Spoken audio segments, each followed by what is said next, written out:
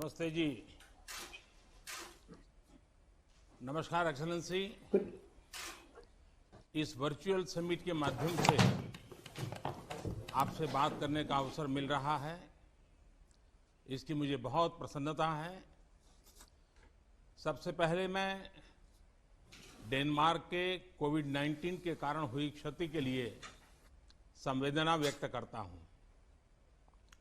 इस संकट से निपटने में आपके कुशल नेतृत्व का अभिनंदन भी करता हूं। सभी व्यस्तताओं के बीच आपने इस वार्तालाप के लिए समय निकाला।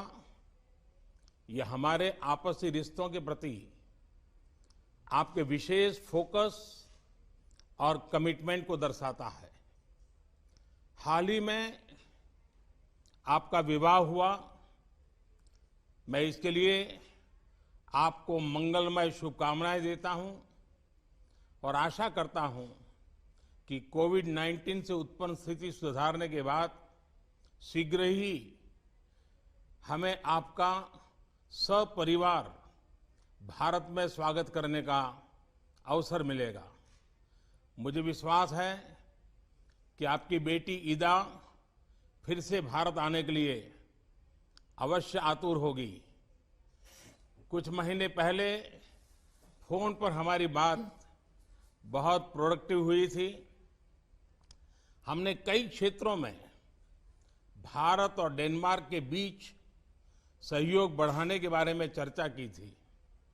ये प्रसन्नता का विषय है कि आज हम इस वर्चुअल समिट के माध्यम से इन इरादों को नई दिशा और गति दे रहे हैं। डेनमार्क 2009 से, जब मैं गुजरात का मुख्यमंत्री था, वाइब्रेंट गुजरात समिट में लगातार सम्मिलित हो रहा है।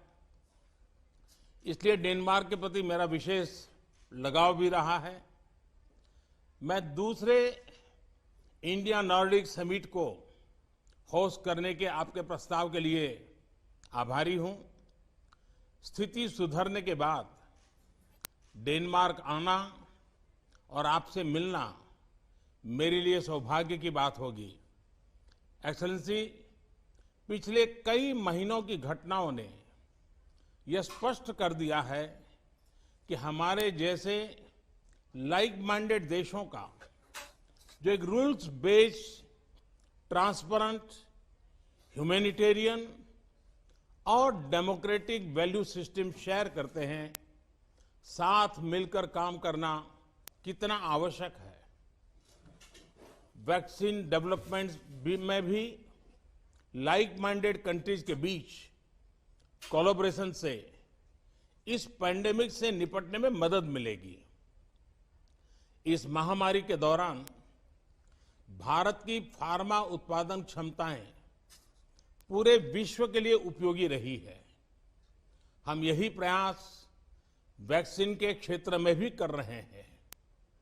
हमारे आत्मनिर्भर भारत अभियान का भी यही प्रयास है कि प्रमुख आर्थिक क्षेत्रों में भारत की क्षमताएं बढ़े और वे विश्व के भी काम आए।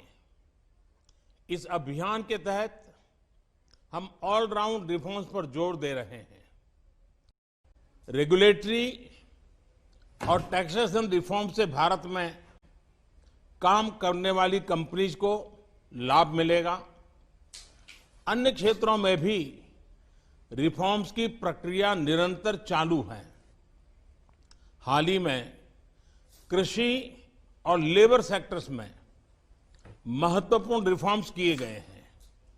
एक्सेलेंसी, कोविड-19 ने दिखाया है कि ग्लोबल सप्लाई चेन्स का किसी भी सिंगल सोर्स पर अत्यधिक निर्भर होना कितना रिस्की होता है। हम जापान और ऑस्ट्रेलिया के साथ मिलकर सप्लाई चेन को डाइवर्सिफाई करना और रेजिलियंस के लिए काम कर रहे हैं। अन्य लाइक माइंडेड देश भी इस प्रयत्न में जुड़ सकते हैं। इस संदर्भ में मेरा मानना है कि हमारी वर्चुअल समिट न सिर्फ भारत डेनमार्क संबंधों के लिए उपयोगी सिद्ध होगी, बल्कि वैश्विक चुनौतियों के प्रति भी एक साझा अप्रोच बनाने में मदद करेगी।